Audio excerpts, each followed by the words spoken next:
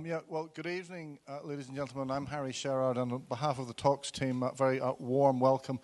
So our speaker tonight is sitting there very relaxed because he knows his subject so well. He's an author and contributes to television and films about polar exploration.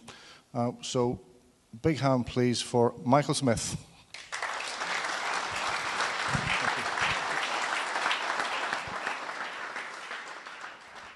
Yeah, when Harry got in touch with me and said, would I like to come and give a talk, A, I was surprised, but B, I've been past Brooklands a million times, but never been in. And I looked it up because I knew it was part of our history, an important part of our history in all sorts of levels. And there is a connection with Shackleton, believe it or not. Because in the week that Brooklands opened, which you all know would have been June 1907, that Shackleton was not far away. He was moored on the River Thames, and he was about to go on what I believe is his greatest expedition, which I'll come to in a minute. So there is a vague connection, and he did take a motor car on that expedition, which was absolutely useless. And part of it is still there. But if you are interested and need to see a very old, an Arrol Johnson car, it's in the Canterbury Museum in New Zealand. But anyway, we don't want to talk about that for a second. I want to talk about Shackleton. It's a remarkable story without any question at all. And when I was asked to write a biography of him, I thought initially that there are too many books about Shackleton. There's no room for another one. And although I knew quite a bit about the subject, I was surprised to discover that there aren't many books about Shackleton. Believe it or not. There are lots of books about his expeditions, and there are photographic books, and the people will get up and talk about him. There are very, very few biographies of him. And that set me thinking. If I, who know a bit about the general subject, thought wrongly about the number of books, what does everybody else think? And the more I looked, the more I realised the Shackleton story, there's an awful lot to it. I happen to think he was a great explorer, and I'm certainly not here to debunk him. But some of the stuff I'll tell you will surprise you, to say the least. For a start, he's full of contradictions, not of his own making. Shackleton died in 1922, so 103 years ago. For most of that time, he was, since then, sorry, the next 50 years or so, 50, 60 years, he was completely out of the limelight. Nobody gave a damn about him. Nobody wrote a book about him. He was not the popular figure he is today. This room isn't full tonight because I'm good looking or a great speaker. It's because of the subject. And he was somebody who was completely forgotten. As I said, he died in 1922. People wanted to put a statue up to him. It took 10 years to raise the money. And when they did put the statue up to him, they put it 20 feet above the ground. You can't see him. He's still there. You still can't see him. It's in central London, if you're interested. It's right outside the Royal Geographical Society, and you still can't see it, and people walk past it every day because he wasn't highly regarded. And the first book about Shackleton, the first proper biography of him, there was one written in the 20s, but that was really a hagiography. The first proper book about him was written in the late 1950s. And in the foreword to that book, the author wrote, "It's surprising how marginalised he's become, i.e. people have forgotten about him. It's almost as though we, the British, could only deal with one explorer, which was Captain Scott. And so the country and the establishment, cultural history, could only kind of deal with Shackleton." And that set me thinking as well. And some of the contradictions, I would say, are quite surprising. And probably the best thing for me to do is to run through the story and point them out as we go along. I would start with the first one, which was, you may remember 4 or 5 years ago now, there was a very big poll in the BBC about the most famous British people of the 20th century. And Shackleton won the prize, I think it was Explorer of the 20th century, which was terrific for him, except, of course, he wasn't British. He was Irish. And that's significant because Shackleton was always an outsider. He was an outsider in history. As I mentioned, he was a completely forgotten figure for many years. The establishment didn't like him very much. He's born in Ireland, and oh, sorry, I better give you a bit of geography lesson for those who don't know. The South Pole is about here. I'd like to take credit for the picture. I didn't. This is NASA. The first expeditions were here, and the Ross Ice Shelf. All of this is a lump of ice, believe it or not. It's not land. And the famous expedition is here. And if you go up here, you come to South America quite quickly. This side is South Africa. And from here, if you go north, you come to New Zealand and Australia. Shackleton is born in this house in County Kildare. And it's a working farm. His father was a farmer. He didn't like farming very much. And the farm is still working because I took that photograph. And here are his loving parents, very conveniently named Henry and Henrietta. So, very loving family. They had 10 children between them. No television in those days. They didn't particularly enjoy the farming. And in the 1880s, Ireland was undergoing very serious changes of land ownership. And the Shackletons were Anglo-Irish members of the Protestant ascendancy, the people who owned Ireland, in effect. But this was beginning to change. Henry Shackleton, I believe, saw the way the wind was blowing, and he chucked in the farming, went to Trinity College, Dublin, and studied to become a doctor, and then moved immediately to London. He never practiced in Ireland. And he became an interesting man in himself because he became very closely involved with what today we call alternative medicines.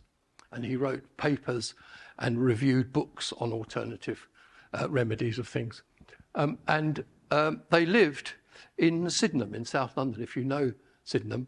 And you'll think that I'm making this up. That's the house he lived in. And this was painted by Pissarro. And it's a very famous photograph called The Avenue, because he fled from France, and Pissarro thought this was a lovely scene, and there's a big church, and this was the house that Shackleton lived in. It's still there, actually. And here he is as a lad.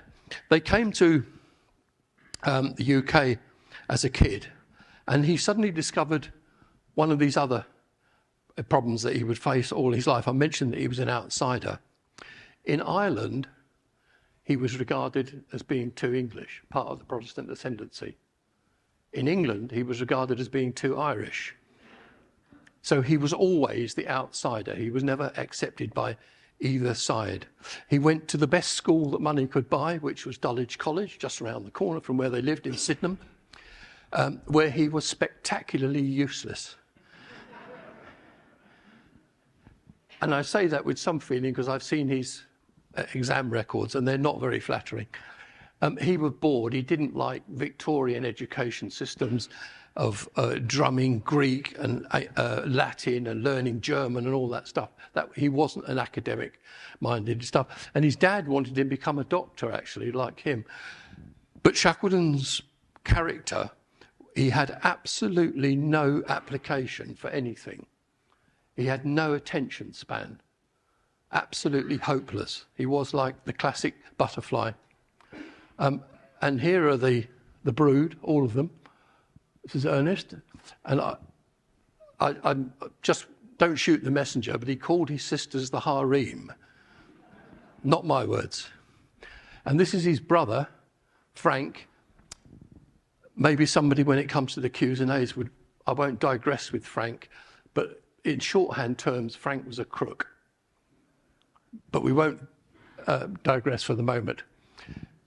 In 1890, Shackleton persuades his dear loving dad that he wants to leave school and go into the Navy for the adventure. And he, I believe, the father decided to test his son's interest in the sea quite literally to destruction, because all the parents in this room, just think of this for a second. The son has never left home before. He's lived a fairly comfortable middle-class life in a London suburb. And so he puts the son on a clipper going around Cape Horn in midwinter? Basically to say, how do you like that? And the answer is he loved it. He absolutely loved it. He loved the adventure. He loved literally learning the ropes. He wasn't too keen on the drinking and the swearing of the sailors, but he soon got over that and was soon joining in with everybody else. And he spent the next 8, 9, 10 years as a merchant navy man, travelling the world. Didn't particularly like it, and what was missing in his life was excitement. And then he ran into this lady who's very pivotal in his life. This is Emily Dorman. She was a friend of one of his many sisters. Unusually in the Victorian era, very well educated, very cultural lady, and she shared Shackleton's passion for poetry. And she introduced him in particular to Robert Browning.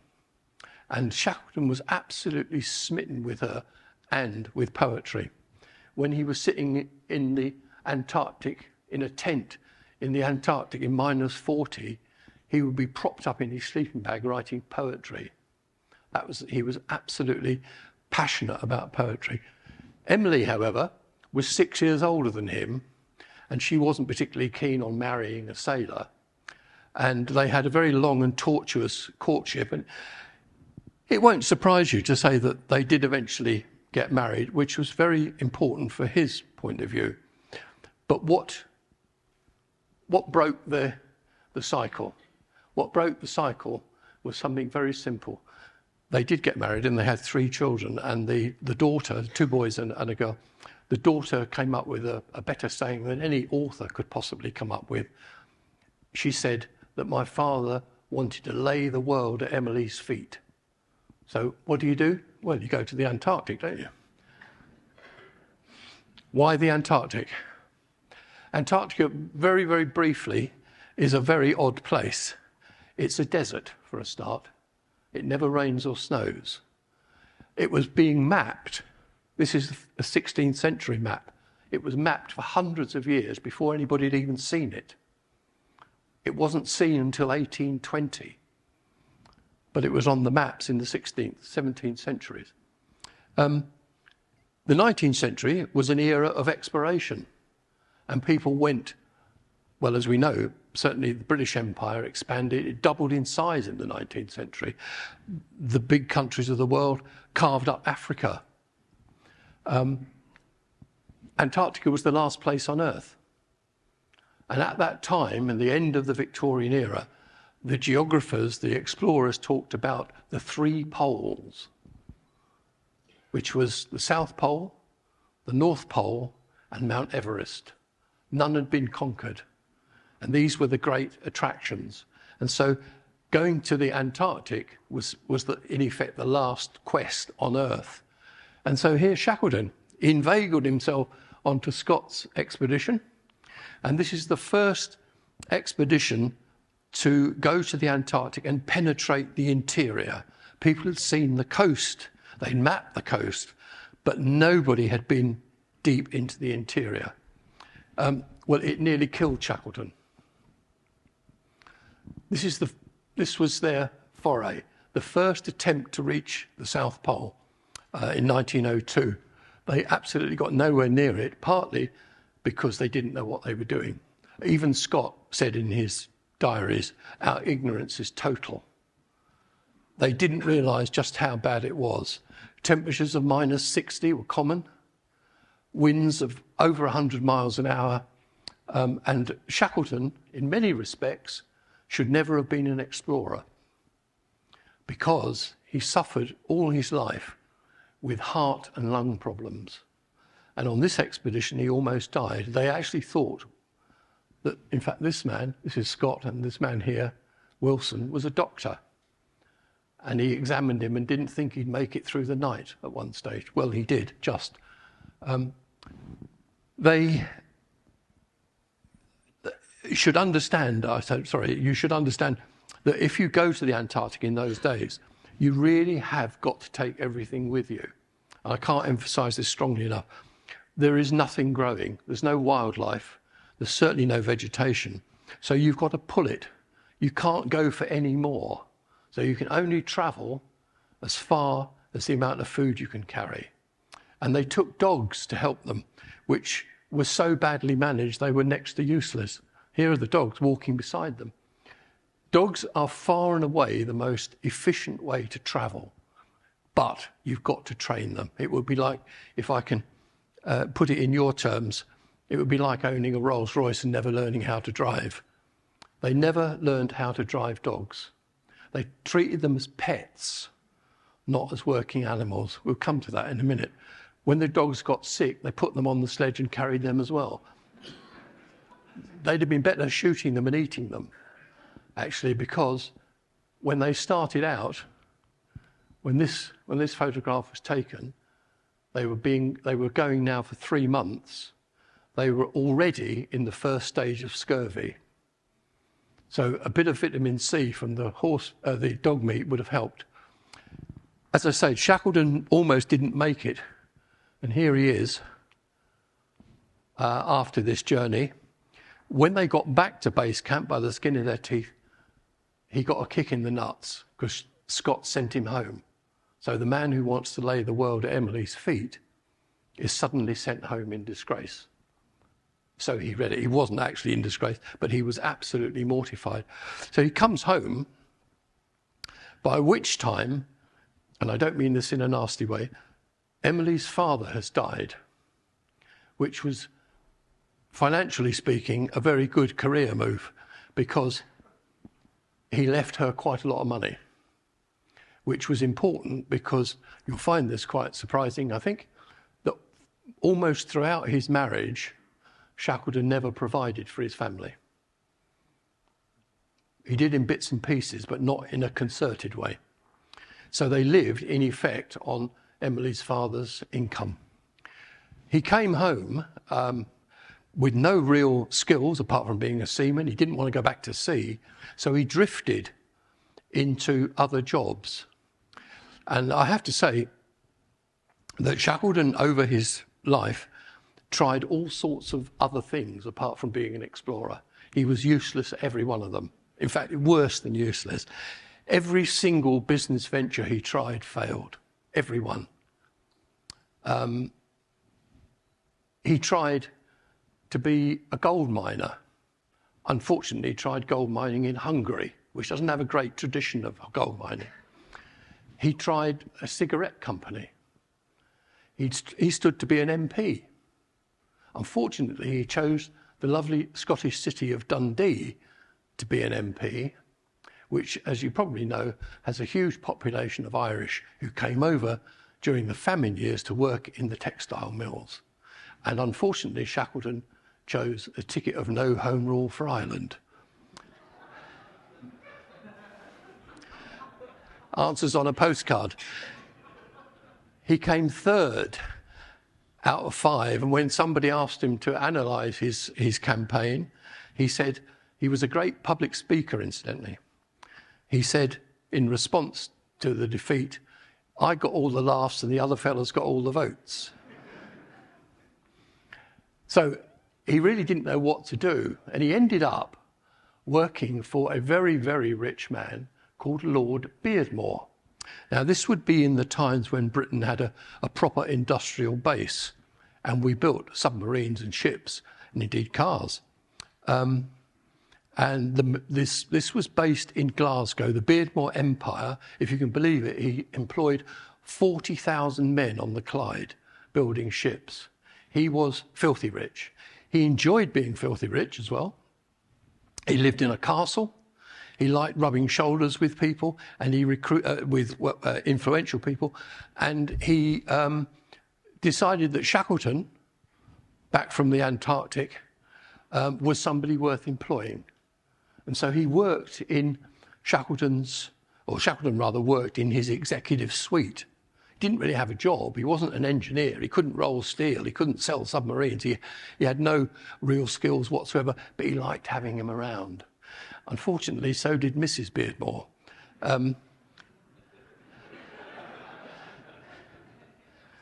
Mrs. Beardmore was, roughly speaking, half her husband's age, very pretty, and was attracted to this bit of rough, I think was the best way of putting it. And they became close.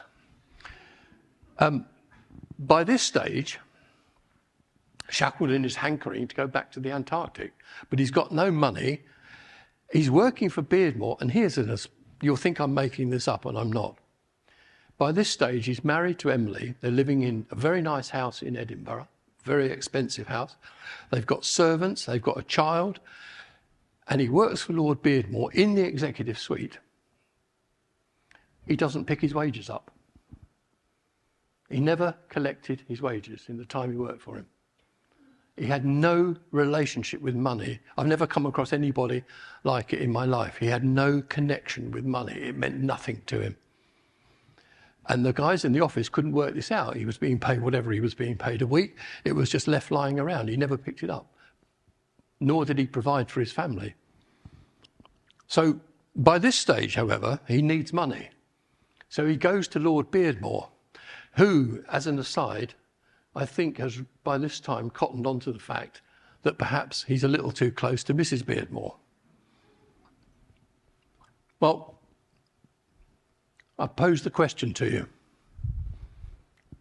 If your partner was having an affair, is Antarctica far enough?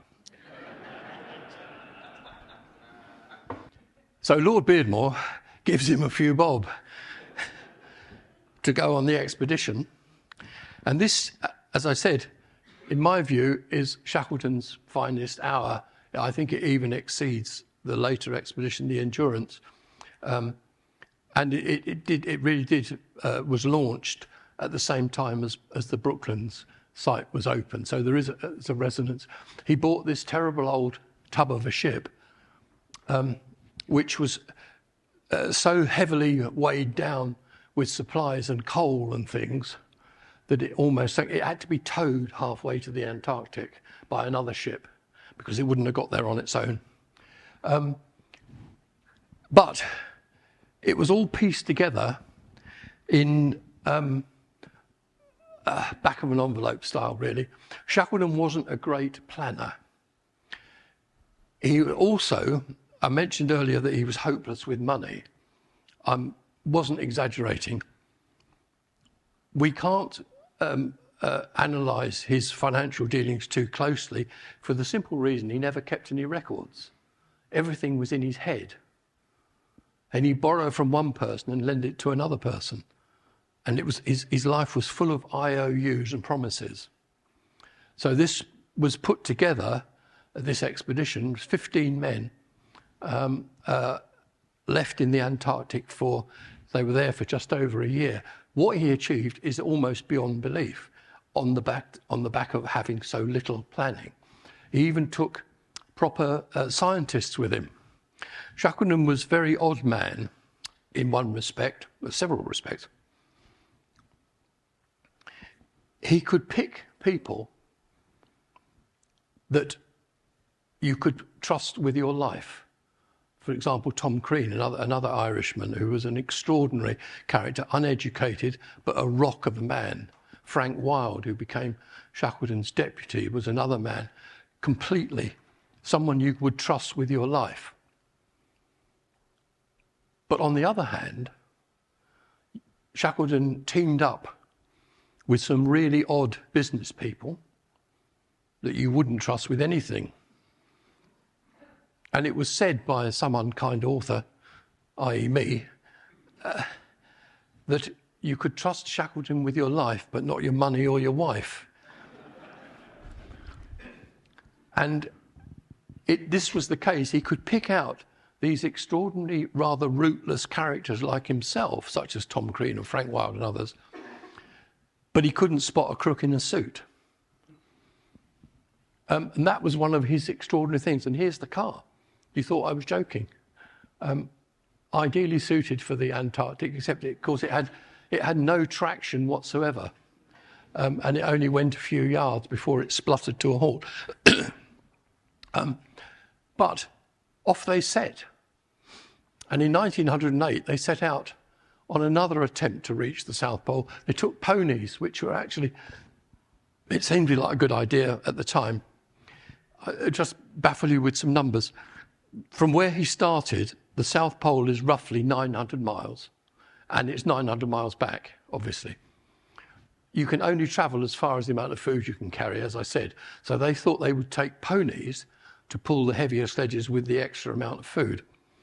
That didn't quite work because it meant the ponies had to have food as well. So it was actually self-defeating. And the ponies were very old and very decrepit.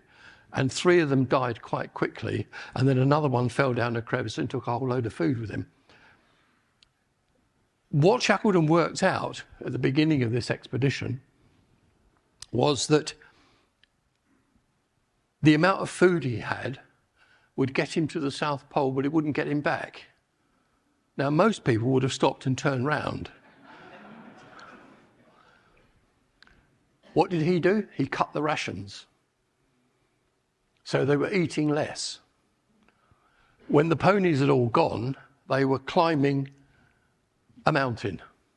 Don't know whether you know. The South Pole is 2 miles above sea level. So to get there, you've got to climb a mountain. And Shackleton's greatest geographical achievement is finding the route. And this is the route to the South Pole. He found it. And it's the route followed by Captain Scott 2 years later. This is the famous glacier. It's named the Beardmore Glacier. Now, we don't know whether it's named after Mr. Beardmore or Mrs. Beardmore. I'm being unkind. But this is like climbing a staircase. It's 125 miles long, and it rises very sharply to 2 miles. So these men, apart from the physical labour of pulling sledges all day long, they were also suffering from altitude sickness. This photograph takes them to, could keep you here all day just telling you about this expedition, but I'll keep it short. They got to within 97 geographical miles, about 112 statute miles, from the South Pole on January the 9th of 1909. They had enough food to get to the South Pole, but not enough to get back. And Shackleton makes this incredibly brave decision to turn back because he didn't want to run the risk of killing his men. He put his men before the glory. Now, had he achieved it, he would have been the most famous man in the world. He really would have been at that time. But he didn't. He turned back. It's an incredibly brave thing. And they only made it back by the skin of their teeth, which I'll come to in a second. But there is an important point to make here. When he did get back, his wife Emily said to him, "Why did you turn back when you were so close?" Because 97 miles, 2 weeks or so of travelling. And he came back with a lovely piece of Irish lyricism. He said, "I thought you would prefer a live donkey to a dead lion." Isn't that lovely? But more on this. Here they are at 11,000, 12,000 feet. You can see the clothing they've got on. They would probably be eating half the calorie intake they needed. The man who took the photograph was a doctor. And one of his regular tasks was he took their temperatures. He checked their health and took their temperatures. Now, I think most of us in this room were brought up with Fahrenheit. So I hope you don't mind if I tell you what they wrote at the time. The normal bodily temperature is 98.4. None of those men were registering on the thermometer. The thermometer went down to 94. So they were in an advanced state of hypothermia, plus very hungry, very, very cold indeed. And they turned and came back. And one of the asides, you'll think I'm making this up, and genuinely I'm not. They took cocaine because you could buy cocaine over the counter in those days. And it sounds like a joke to say it now, but they were called marching pills. And so to keep themselves going, they took these marching tablets and they were marching for sometimes without a rest, fired up. But there is one story I want to tell you because it sums up the character of Shackleton so much. The man here is Frank Wilde, who is his closest friend. Remarkably strong character, very small, very wiry, but as tough as old boots. Frank had eaten something and had developed very, very severe diarrhea and vomiting. He couldn't keep anything down except biscuit. These would be the big Navy hardtack biscuits. But the biscuits had run out. And so Frank Wilde was going to die. Shackleton, however, had saved one of his biscuits for his breakfast the following morning. And he gave that last biscuit to Frank Wilde. And it's worth asking yourself, could you do that if you were starving yourself? And Frank Wilde protested and said, I can't possibly take your last biscuit. And Shackleton said to him, if you don't eat it, I'll throw the bloody thing away. Anyway, Frank Wilde did eat the biscuit, and here he is. He survived.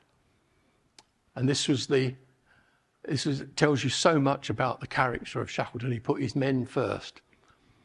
Here they are. For those interested in the cosmetics of these things, he's 35 years of age. You can see they're very well lived in. And they came back to the UK, and he was famous. Here they are at London's Charing Cross station. They had to call the police to control the crowds. Here he is. Emily's here, slightly bemused by all this. She's very, daughter's daughter, not used to these, solicitor's daughter rather, not used to these crowds and adulation, and her husband is suddenly one of the most famous men in the world. And he was for a while. But this is 1909. He goes to Buckingham Palace, where the king knights him. The government, there's another election coming up, and the government finds some money down the back of a sofa and pays off his debts, which was really useful because we don't know how much he owed, but it was certainly he had no money himself. So the country, there was an election coming, they thought it would be a rather nice thing to do. It would never happen today.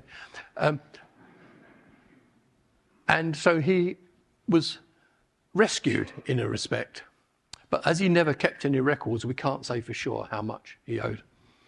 Now here he is, looking slightly detached. And I'll introduce you to the other man. This is Roald Amundsen, the greatest of all polar explorers, the Norwegian, the man who beat Scott to the South Pole. And this man in the middle, with the fine moustache, is Robert Peary, who at that time claimed to be the first man to reach the North Pole. Actually, he was probably lying, but we won't go into that now. But at that moment, people thought he had been to the North Pole, and that Amundsen definitely had been to the South Pole. So nobody wanted to talk to the man who almost got to the South Pole.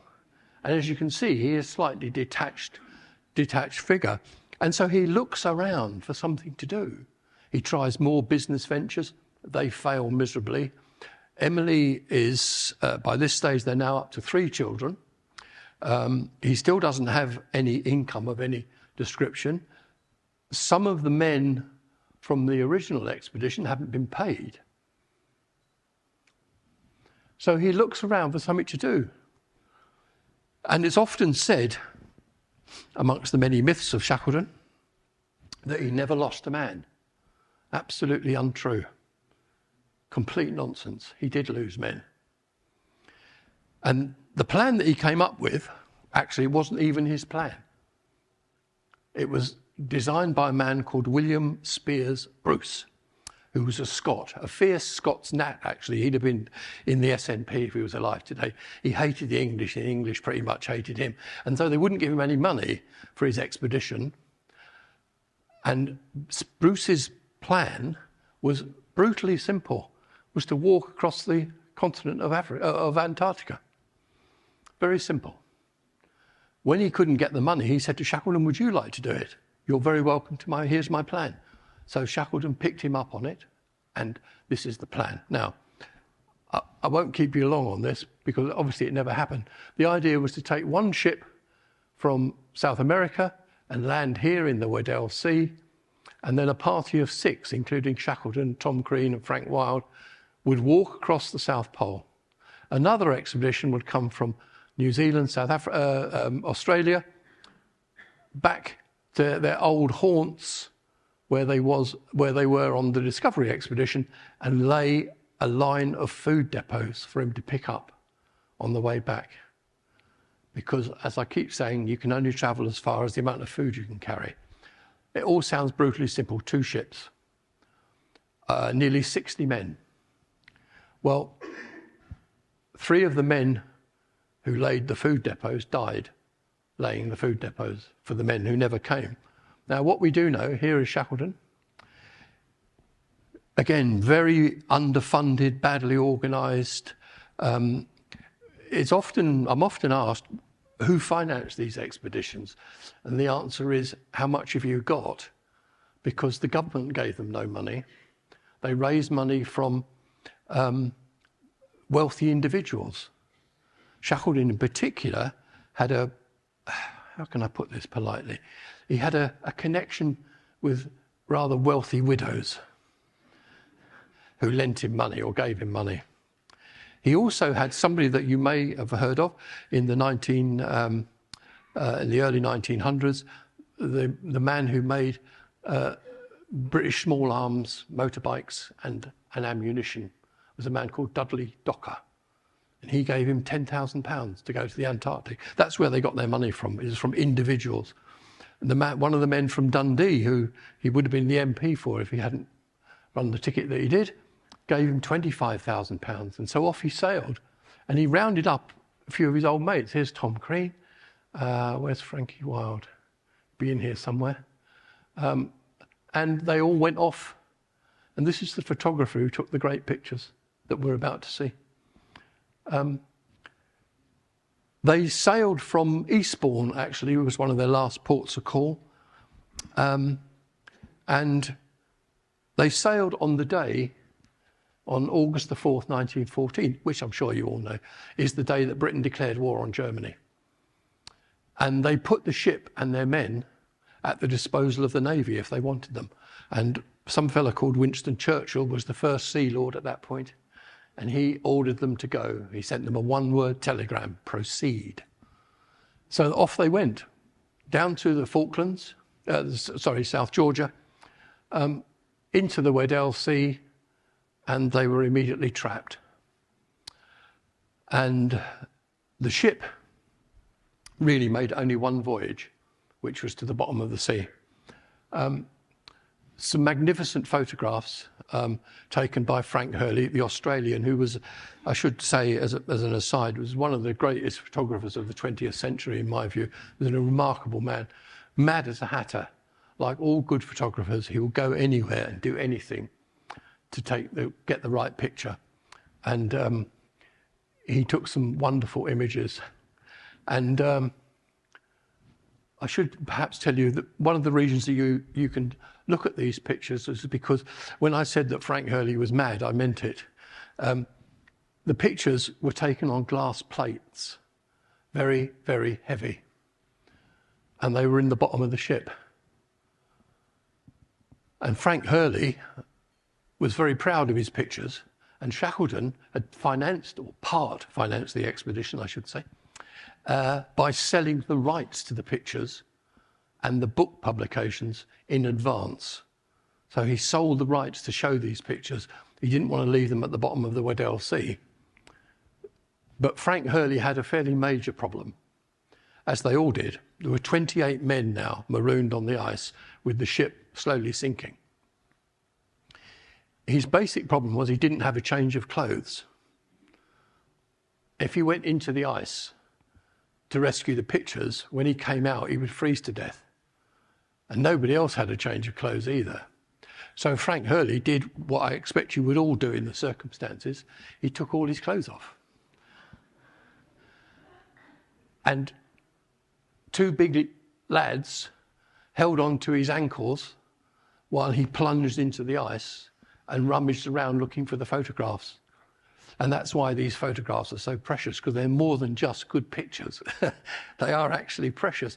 And when he came out and dried off, he obviously worked out, if you go in the ice, you're going to get wet and cold anyway. But if you go in with no clothes on and dry off quickly and then put on warm clothes, you've got a better chance of survival. And he lived to film in both the First World War and the Second World War. And everything was intact. The boys have a lot to lose in these circumstances. But, thank you for that. When he came out of the ice, he had about 600 plates. And Shackleton said to him, we can't carry them all. It's too heavy. And so Hurley did no more than sit down on a block of ice and edit the pictures. He held them up, and the ones he thought weren't up to scratch, he broke the plates and threw them away because he didn't want to have second thoughts. And he preserved around about 150 photographs. I've forgotten the exact number, but I think it's about 150, which are in the Royal Geographical Society today. But that's why these pictures are so special, and the story of Frank Hurley always deserves to be told. Now, they're on the ice. Again, I ought to emphasise, when you say it quickly, it doesn't sound too arduous. The Weddell Sea is 1 million square miles of ice, and it's moving the whole time. It moves in a clockwise direction. So if you can imagine, they came in from South America. Imagine this is the Weddell Sea. They came in from South America here. Ship gets trapped here. It's then caught in the currents and goes around in a circle. They could actually see the Antarctic continent at one point. They drifted for 2,000 miles, living on the ice. The ice would be about 15 feet thick. Occasionally it would open. And they waited until the drift had taken them into slightly warmer weather, and they could then launch their little boats to a dreadful place called Elephant Island. This is the tourist board's best photograph of Elephant Island. And we think about these men, we talk about them in a general sense as being explorers. Well, they weren't. Shackleton and Crean and Wild and one or two others, Frank Hurley, these were tough guys. They certainly were very, very versatile and experienced with the ice, no doubt about that. But the vast majority of them, about 20 of the 28 men, were ordinary sailors. They were just signed up as a job to take these guys to the Antarctic. There were 4 scientists who signed up to do field work. There was an artist, and one man stowed away for the crack. Here he is. Unfortunately, when he stowed away, he didn't take proper footwear with him. And he developed very severe frostbite, and the doctors amputated his toes under that boat on this very nice beach, which is assailed by winds. So they were a very disparate group, but Shackleton held them together. And he had a form of leadership, which is, I think, is, where his greatness lies. He'd never read a book about management or anything. I should say, as an aside, you can go to American business schools these days if you feel that way inclined, and you can be taught about Shackleton's methods of leadership in the entrepreneurial spirit, which is hilarious given that every business venture he tried was a spectacular failure, but you can still go to college and spend a lot of money. But anyway, I'll gloss over that. But he decided from early on that there would be very, very little demarcation. The men were all treated the same in many respects. Obviously, he was the captain, but it wasn't like the Royal Navy. It wasn't rigid disciplinary levels of respect and everything. They were all. If a man was struggling, and they were struggling psychologically, Shackleton was the sort of man who would metaphorically put his arm around him, make him a hot drink. In his own diary, on this day when they landed on Elephant Island, to put it into context for you, remember there were 28 of them, disparate group. He said, 10 of my men are off their heads. what he means is psychologically off their heads. Not some of them were physically, like poor old Percy Blackburn, who had frostbitten feet and couldn't walk. So what Shackleton did was he looked after his men, and he made sure they were always as well fed as you reasonably could in the circumstances. But you need to put this into context again. Elephant Island is a lump of rock sticking out of the Southern Ocean. It's about 10 miles long. It's not on any shipping routes. Nobody knew they were there. They had no radio. And nobody had any idea that they'd escaped and gone to Elephant Island, so nobody was coming for them. If a third of your men are off their heads, you've got another problem. And so he took what for me is a very, very brave decision. He decided to split his forces, which he didn't want to do. It was against his better instinct. So he decided to take 6 men in the largest boat and leave 22 of them on the beach, because they all wouldn't survive another boat journey. And the nearest place that they could get to in navigation terms, it wasn't the nearest geographically, but allowing for the currents in the Drake Passage, the nearest place to go is the island of South Georgia, a very, very bleak place. And also it's a dot in the ocean. And so there they are.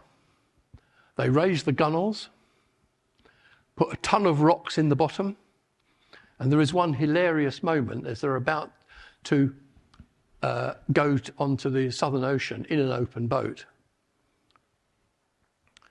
The captain of Endurance was a New Zealand fellow called Frank Worsley, very, very good skipper, great navigator. And as they were launching the boat here, Shackleton turned to Frank Worsley and grabbed him by the arm and said, "Frank, you realise I know nothing about sailing," because he'd been brought up on steam vessels, brought on passenger liners, on merchant vessels. He literally knew nothing about sailing. So he's about to enter the Southern Ocean. Worsley thought he was joking, and he sort of slapped him on the back and said, "Yeah, pull the other one," sort of thing. He said, "No, I'm not joking. I know nothing about sailing." And it's interesting, certainly for the Irish in the room, of the 6 men who sailed on the James Caird to South Georgia, 3 of them were Irish. And one of them, Tom Crean, is very famous on this expedition because he was an indestructible character. But in the middle of the Southern Ocean, with the waves lapping around them, crashing over them, and very little navigational equipment that they had, very rudimentary, Tom Crean was singing at the tiller. That was the sort of man he was. But the other side of it was they couldn't understand what he was singing because he was singing in Irish. He was an Irish speaker, so he was singing what they call sean-nós in Ireland. It was the old way. And Tom was, as I say, an indestructible figure. Now, we don't have any pictures, but we do have paintings. They survived 17 days in the Southern Ocean. And they only took sightings 4 times. And they found South Georgia, it was Frank Worsley, found South Georgia on the first time. Now, just when you think the story couldn't get any more dramatic, when they landed on South Georgia, they were looking for the whaling station where the whaling fleets were. And the whaling fleets are on the north side of South Georgia. And for reference, South Georgia is a bit like a boomerang shaped, rather long and curved. They had landed on the south side of the island. In landing, they lost the rudder to the ship, to the little boat. So the little boat was now reduced to being a rowing boat. They didn't have the strength to stand, let alone row. And to row around the island to the whaling station in the north would be maybe 150 miles. They were never, ever going to do that. And so Shackleton took, again, remarkable decision under huge duress. They rested and recuperated for a few days. Very un-PC, I'm afraid. They killed a lot of albatrosses and boiled their eggs and ate their meat ravenously. Shackleton decided to walk across the continent the island. He left 3 men with the boat, and they set off. But he took this incredibly risky decision, which was to travel light. No sleeping bag, no tent. Now, these guys were sailors, not mountaineers. They had no equipment as such. When they were crossing the glaciers, they realized they were going to be slipping and sliding all over the place. So they pulled the screws from the side of the boat and hammered them through the soles of their boots to give them effectively a crampon of sorts. Didn't work very well, but it was better than nothing. And so they set off. And it took 36 hours. Roughly speaking, the journey is about 40 miles, 35, 40 miles. And I say roughly because at that time, there were no maps of South Georgia. Nobody had been there before. They knew the coast, but nobody knew the interior. And so they really were going, in a sense, in blind direction. Dead reckoning, I suppose you might want to call it. South Georgia's mountains are average 6,000 feet. It'd be like crossing the Pyrenees in midwinter, in the clothes you've got on now, basically. And they climbed, lots of stories I could tell you about this, but just one that I think is quite entertaining. Don't try this at home. They climbed to the top of one of these mountains in the general direction of where they were going. And when they got to the top, they looked down and it was a sheer precipice. So they knew they couldn't go down. They had to turn and go back and retrace their steps. But the sun was setting. And remember, they had no tent or sleeping bag. And so Shackleton said, we've got to get down quickly because we're going to freeze to death. And so Shackleton, Crean and Worsley began to scramble down the hill as fast as their little legs, or their tired legs, would carry them. And they weren't going fast enough. And the only equipment they had in terms of an aid was 50 feet of rope, 15 meters of rope, which wouldn't get you very far. Except they improvised brilliantly. This is the bit not to try at home. They laid the rope out on the ice and then twirled it into 3 little mats, rather like a placemat for a cup. And then they sat on the mats and put their arms and legs around each other like a very bad toboggan team and kicked off downhill. They had absolutely no idea where they were going except going down. And my publisher is mad, and he's a mountaineer. He's done it. He's been down that very slope. And I said to him, what did you think? And there was a long pause. And he's not a man who's short of a few words. And he said, my estimation of those men went up 1,000%. And they made it through. Somehow they survived. And there is one delightfully moment of black humour, which you may like, or you may not, I don't know. When they had rolled to a halt, Frank Worsley's trousers had got torn. It was the only casualty as such in the whole episode. He'd ripped his pants as they'd come down the hill. And Tom Crean, as it happened, don't ask why, but anyway, Tom had with him some safety pins. And so he's patching up Worsley's trousers as best he can. And they're quite near the whaling station now, so they're going. And whilst Tom is patching up his pants with safety pins, Worsley says to the other two, "What happens if there are any women when we get to the whaling station?" It is worth emphasising for those who hadn't appreciated it. At this stage, these men had not had a wash for a year and a half. They hadn't cut their hair other than in a general sense for a year and a half. They were wearing the same underpants for a year and a half. Just think about it, I know. And it's I do quite a lot of talks in schools with the kids, and it's always interesting when you tell that, because all the boys sit there with a stony face and all the girls are going, "Oh, Jesus." The boys say, "So what's the big deal?" You know. And I often say to them, to some of the girls, I bet you've got brothers like that, haven't you? And you go, yeah, I have. You ought to see my brother. But anyway, so they stumbled on without the fear that the women of South Georgia would be clamouring to get their hands on them. And they arrived at the whaling station. This is Tom Crean, Shackleton. This is a Norwegian whaler, although it was part of the British Empire. 99% of the population were Norwegians, like whalers and sealers. And this is Frank Worsley, luckily wearing proper trousers now. When they got to the whaling station, their first question, is the war over? Because they were the only people who didn't know what was going on. They'd missed the Gallipoli campaign. The two Irish lads had missed the Easter Rising in Dublin. The Battle of the Somme was a few weeks away. The Battle of Jutland was in the same month. They were completely astonished. And it took them a long time to recover. But of course, this still left the 22 men on the beach. And you can see why the women of South Georgia wouldn't have been clambering all over Frank Worsley and his pals. The blubber grease alone would have been something else. And they were down to smoke, the ones who smoked, because in the Navy in those days, you got very cheap tobacco, so everybody smoked. They were smoking seaweed.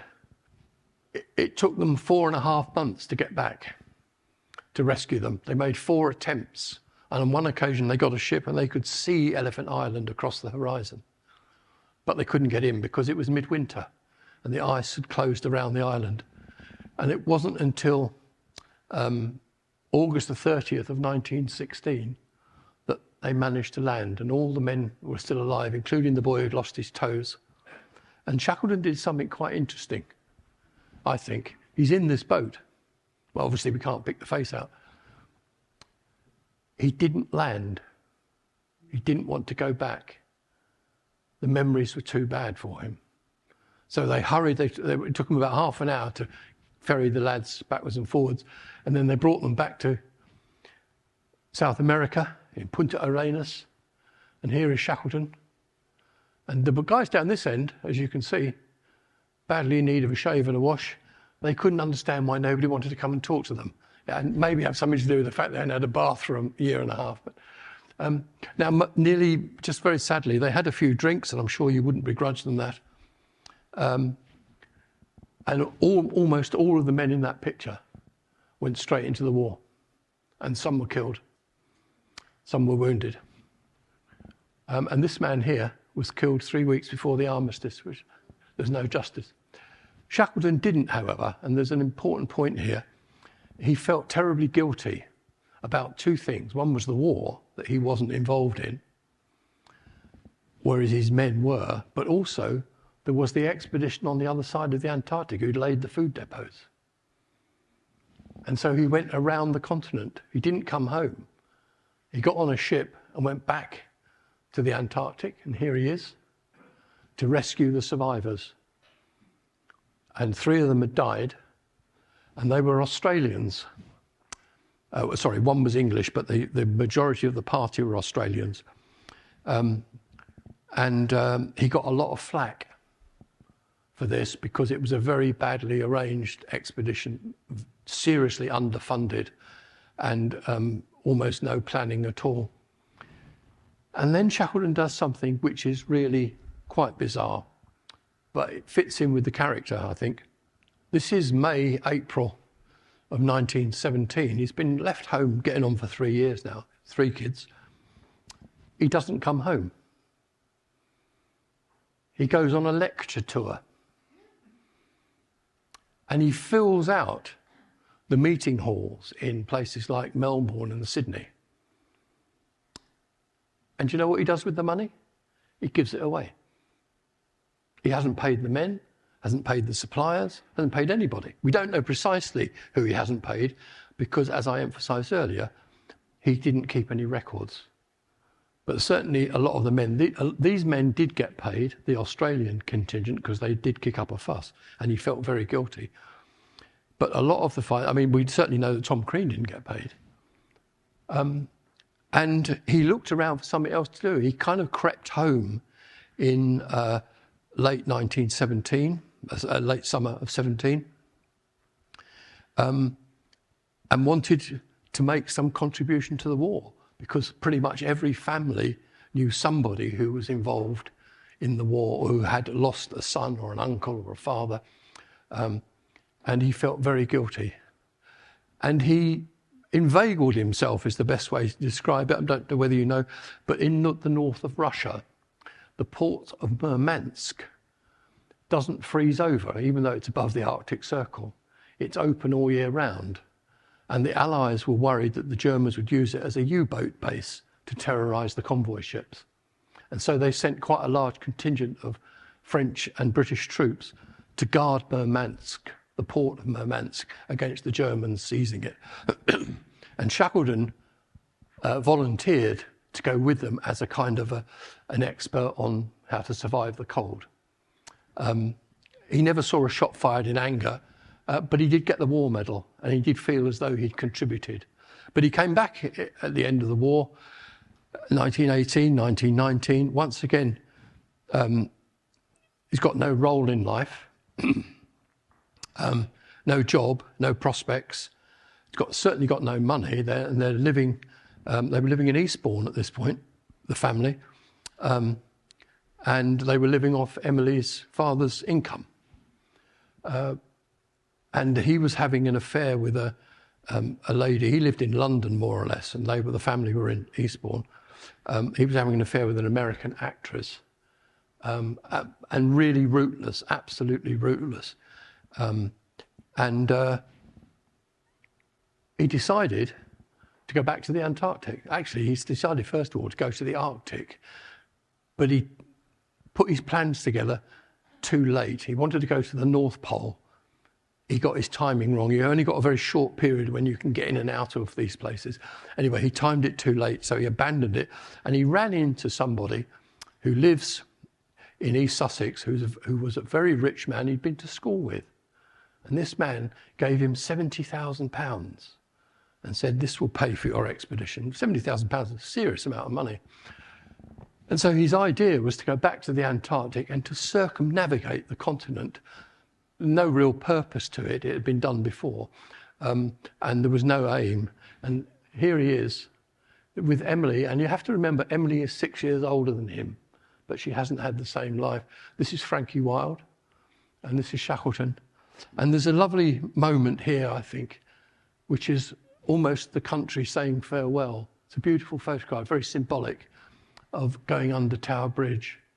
And I'll come back to the ship because I have something to wrap up with. Anyway, they sailed in September of 1921 on this rather vague trip. He rounded up a few of his old mates from earlier expeditions, some of whom still hadn't been paid. And here he is, looking rather worse for wear. And they were going to go, first of all, to South Georgia, again, back to South Georgia. And in Buenos Aires, where they stopped, the ship was an absolute wreck. It kept breaking down, and they stopped for repairs in Buenos Aires, and he had a massive heart attack. But one of the characteristics of Ernest Shackleton is that he was terrified of doctors. Is that because his father was a doctor? I don't know. Possible. And he didn't tell the doctors. So he suffered in silence. And they sailed off. He recovered enough to go. And this is possibly the last picture we have of Shackleton en route to South Georgia. And they're moored in the harbour of Grytviken. And these are the mountains that he crossed over 6 years earlier with Tom Crean and Frank Worsley. And in the early hours of January 5, 1922, he had another heart attack. And this time the doctors must have heard him, presumably crying out in pain, we don't know. And the doctors went into his cabin and checked on his state of health and told him what was going on. And it is alleged that the conversation went something along the lines of, "You're having a heart attack, boss. And he said to the doctors, "What do you want me to give up now?" And the doctor said, "The champagne doesn't agree with you." He did like a drink by this stage, and the cigars. And then he had another heart attack and died. He was 47. It's what you call a life full lived, isn't it? Frank Wilde cabled back to Emily with the awful news and said he would arrange for the body to be carried back to the UK for burial. And Emily, who knew him best, obviously understood him best, sent back a telegram. I'm paraphrasing now, but she said, "Bury him where he was happiest." And so he's buried in South Georgia amongst the whalers and the sealers and the other rootless, restless people. All of these guys here are whalers and sealers. There was only one member of the party who was actually around. The rest are all Norwegian sailors, basically. And he's buried here. It is said, I haven't checked this out, you have to trust me on this, it is said that he's buried with his head pointing south, which is very appropriate. Now, most history ends with the end of a war or the death of the main character or the marriage or whatever. It usually comes to the Shackleton story kind of refuses to die. It's going on. And I'm just going to update you. I realise I'm talking too much, not for the first time. But I need to go back to the ship on which he died. Because this is a whaling ship, originally. But it had no accommodation, not enough accommodation on it. So what Shackleton did is he ordered the building of a cabin to go on the deck for living quarters. When he died, they sold the sealing vessel back to the Norwegians. The last thing they needed on a sealing vessel was a cabin. So the fellows who bought it took the cabin off, put it on a sledge, appropriately enough, and put it in the back garden. Here's the cabin. This is where he died. Full luxury. And here's the cabin. And the cabin was kept above the Arctic Circle for the next 80 years. And it was discovered by an Irish friend of mine who happened to be in the area and heard about it. And the long and short of it is, this is quite a long story, which I won't go into. The cabin is now back in Ireland, and it's going to be going on public display. It's been restored in a place called Letterfrack out in Galway. It's been restored to its old glory, and it's going to be in a museum in a place called Athy, which is in Kildare, the nearest town to where Shackleton was born. And it's going on public display fairly soon. But they haven't announced that yet, so keep the secret amongst us. And then, of course, we've got the ship. Because the ship was built actually in Norway. It only made one voyage. And it sank in 1915, November 1915, and is lying in 2 miles of seabed, after 2 miles of seabed, I should say. And here it is. It's been discovered by a group of very dedicated marine archaeologists. And in fact, the fellow the leader is a friend of mine. And here it is, in reasonably good shape. Now, don't ask me anything about marine archaeology, because I really, really don't know anything about it. But I'm told although it's 2 miles deep, and these pictures were taken by a submarine, remote operated submarine, that because it's so cold, there are no bugs down there. So the ship is actually in quite good condition. The termites aren't eating the wood like they would do. The Mary Rose is a good example. So it's actually in reasonably good condition. Now, most of the useful artifacts and things were taken off the ship whilst they were marooned on the ice. And they had 10 months, from the minute it was trapped to the minute it sank, was 10 months. So they had a long period to remove all the stuff they needed for their survival. But there will be bits and pieces on it. It's not a grave site, not like Titanic. I suspect it will never be raised. It's in a very, very inhospitable place. And you only get about 10 weeks a year when you can actually navigate in those seas. So otherwise you'd end up as Endurance 2, wouldn't you?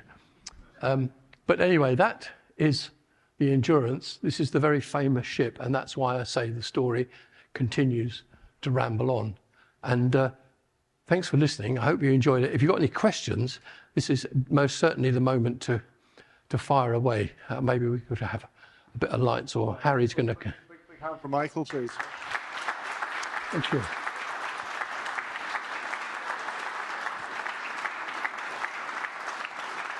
Thank you. Well, I must say, Michael, I sat there for an hour and 15 minutes and I didn't move. I think I heard every single word of that presentation. I think a lot of people are nodding and agreeing. That was absolutely fascinating. Thank you. And delivered very, very professionally as well. We have a roving mic. If we have a little bit more light, that would help as well. Anybody got any questions for Michael? We've got Chris down this corridor here. Anybody? I've got a question right at the front here that I'll handle while we get a bit of light. Thank you. Hello, that was Hello. That was a really brilliant talk. Thank you very much. I want to go right back to the beginning and ask you about his brother Frank.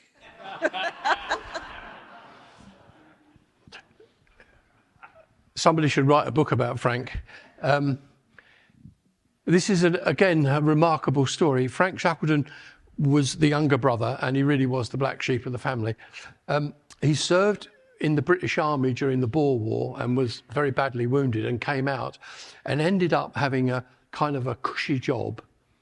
And he worked in Dublin Castle, which was the seat of British power during the occupation of Ireland. Dublin Castle was the home of the empire, if you like. He worked in the castle as I forgot what the title was. It was kind of it wasn't a very demanding job. And at that time, relationships between the British and the Irish were relatively calm at that point. In 1907, King Edward VII was heading to Ireland for a royal tour. And whilst he was on the Irish Sea, word came through that somebody had stolen the Irish crown jewels. It was an inside job. There was no sign of a break-in, and only a few people had the keys, one of which was Frank Shackleton. Now, several things happen here, several issues relating to this. One is that the man who was in charge, who got all the flack for it, was a man called MacVicar. I've forgotten his first name now, but he was a colonel or something in charge of Dublin Castle. And he was shot dead during the Irish War of Independence. But he left a will, and I have the will actually, a copy of it. And in the will, and I'm paraphrasing now, he says, "It was Frank Shackleton what done it."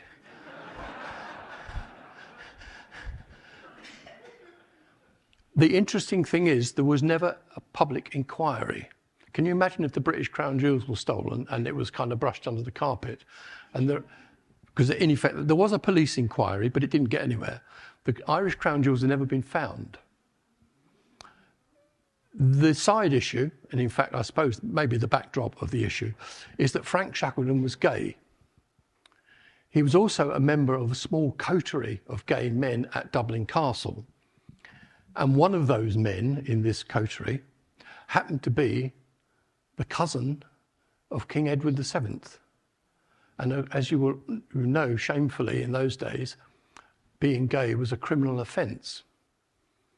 And so the shame of the King of England being associated with someone who would be locked up for sexual relations with another man meant that they swept the whole thing under the carpet. So there was never an inquiry. The crown jewels had never been found. And then subsequently, because this gets better, the story, and it's all true, Frank Shackleton then defrauded an elderly widow of her life savings and fled the country and was chased by Britain's finest and caught in West Africa and shipped back for trial and was sent to prison, hard labour, in Reading Prison, the same prison where Oscar Wilde went, as it happened. And he was, in a sense, Banquo's ghost to his elder brother. And the woman who had been defrauded by Frank Shackleton tried to sue Ernest Shackleton before he went on his famous expedition on the Endurance to recoup her savings. And that's one of the reasons he was so keen to get away, because he didn't have any money and he obviously didn't want to be dragged through the courts. Anyway, to cut a long story short, Frank Shackleton serves his time and comes out of prison and then moves to the lovely town of Chichester, changed his name and went into business. And you will think I'm making this up. He went into antiques. Whether he's selling crown jewels or not remains to be seen. I've no idea, but they've never been found. They've never been found. And so that's the story of Frank Shackleton. I'm sorry that it took so long, but it is, it is a complex story. And it's a good one. Thank you very much again. Another big round, please, for Mike. Absolutely fantastic.